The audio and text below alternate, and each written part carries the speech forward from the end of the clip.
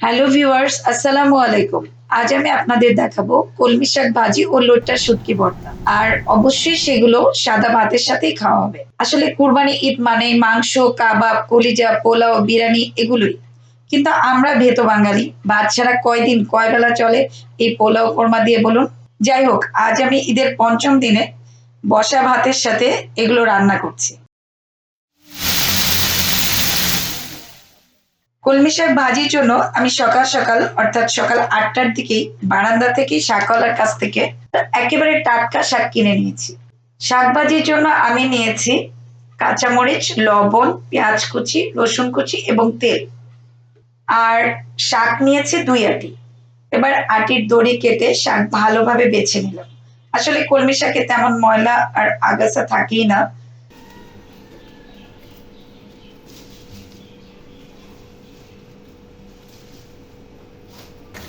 শাক বাছা হলে আমি এভাবে শাকগুলো ২-৩ বার করে পরিষ্কার পানি দিয়ে ধুয়ে নিলাম।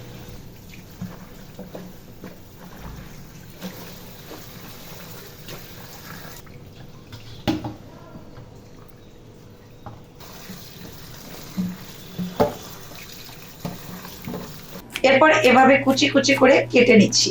কলমি শাক এভাবে কুচি না করলে ভাজি টেস্টি হয় না।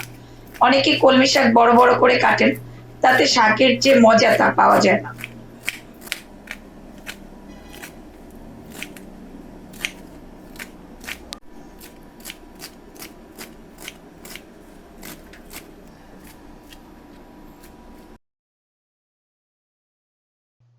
শাক কেটে নিয়ে আমি চুলায় একটি কড়াই বসিয়েছি। কড়াই গরম হলে তাতে ৫ টেবিল চামচ তেল দিয়ে দিলাম।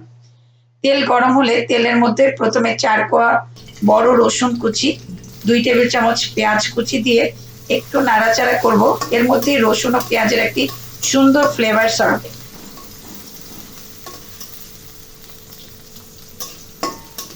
আর তখনই আমি শাকগুলো ঢেলে দিচ্ছি। তারপর তাতে আমি ৪-৫টি কাঁচামরিচ ফালি এবং ১ চা চামচ লবণ দিয়ে ভালো করে মিক্স করে নিচ্ছি।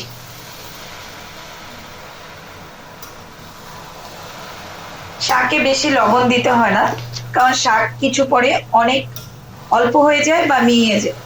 তাই বেশি লবণ দিলে শাক লবণাক্ত হয়ে যায়। আর শাকে কোনো পানি ব্যবহার করব না, কারণ শাক থেকে প্রচুর পানি বের হয় আর তাতেই শাক সেদ্ধ হয়ে যায়।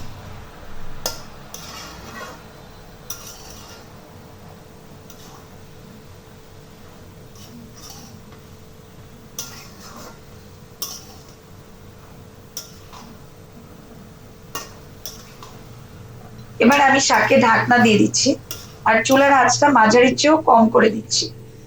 আমি ৭ কি ৮ মিনিট পর ফিরে আসলাম। আমার শাকের পানি শুকিয়ে গিয়েছে এবং তা সেদ্ধ হয়ে গিয়েছে। এবার আমি আঁচটা একটু বাড়িয়ে এই যে এভাবে নাড়াচাড়া করে নামিয়ে ফেলবো। শাক ভাজিতে পানি থাকলে কেমন যেন ফ্যাস ফেসে হয়ে যায়, তাই পানি শুকিয়ে নিতেই হবে।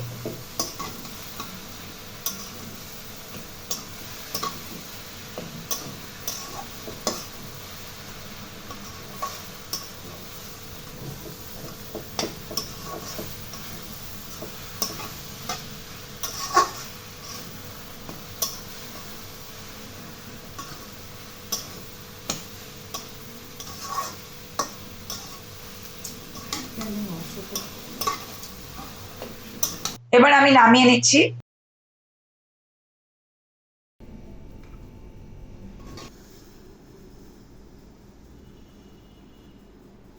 শাকের সাথে একটি কাঁচামরিচ ও পেঁয়াজ, অসাধারণ স্বাদ।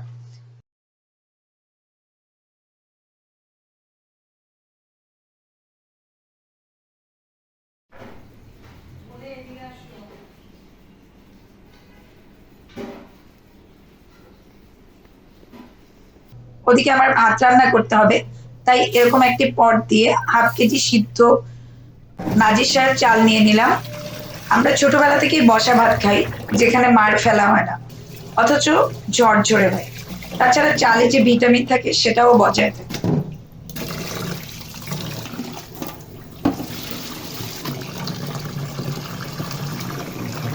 চাল ডেকচিতে নিয়ে ভালো করে ৩-৪ বার ধুয়ে এভাবে হাত ডুবিয়ে আঙ্গুলের ৩ দাগ পরিমাণ পানি দিয়ে দিচ্ছি। আমি কোনো ঢাকনা ইউজ করছি না, আর আঁচটা মাঝারি রেখেছি।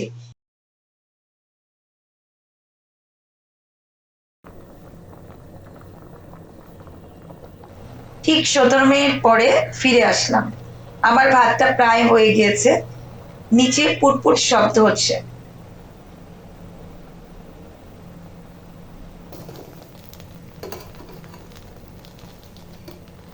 আমি চুলা নিভিয়ে দিচ্ছি।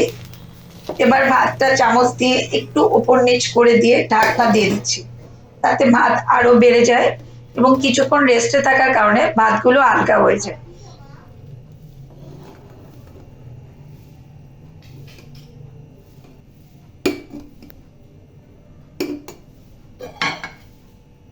আমি ভাত বেড়ে দেখাচ্ছি কতটা ঝরঝরে এবং সুসিদ্ধ হয়েছে।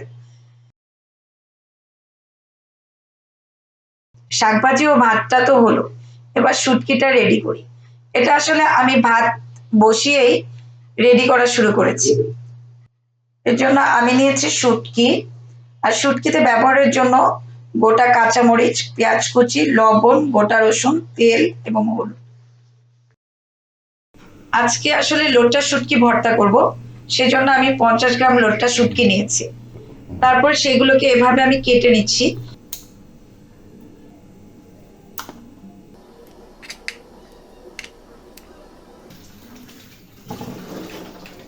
এখন একটি ছোট কড়াই নিয়ে তাতে শুটকিগুলো 2-3 মিনিট ধরে হালকা আঁচে টেলে নিলাম।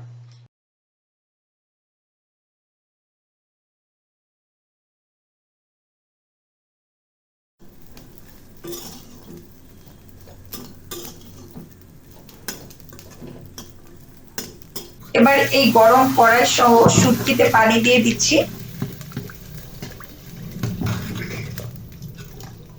এই গরম পানিতে আমি 2 মিনিট শুটকিটা ভিজিয়ে রেখে এই যে এভাবে ভালো করে ডলে ডলে ধুয়ে নিচ্ছি।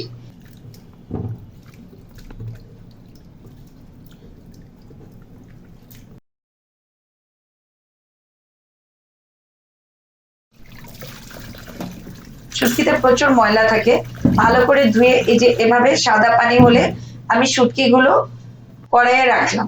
এরপর একে একে 4 টেবিল চামচ পেঁয়াজ কুচি, 5টি রসুন কোয়া, 8-10টি গোটা কাঁচামরিচ, হাফ চা চামচ লবণ, হাফ চা চামচ হলুদ এবং 3 টেবিল চামচ তেল দিয়ে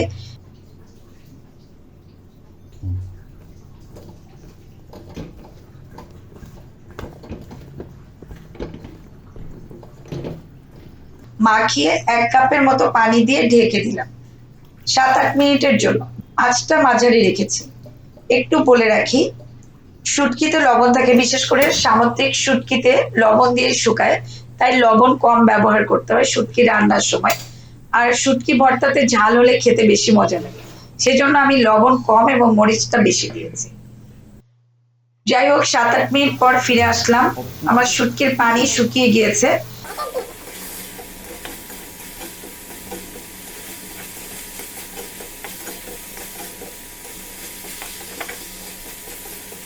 এবার একটু নেড়ে চেড়ে আমি নামিয়ে নিচ্ছি।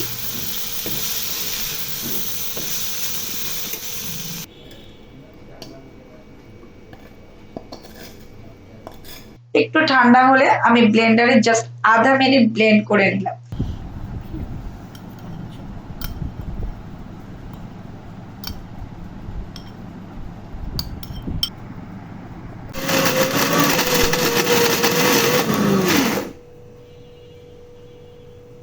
দেখুন আমার শুটকিটা। এবার আমি এটা সাদা ভাতের সাথে পরিবেশন করব।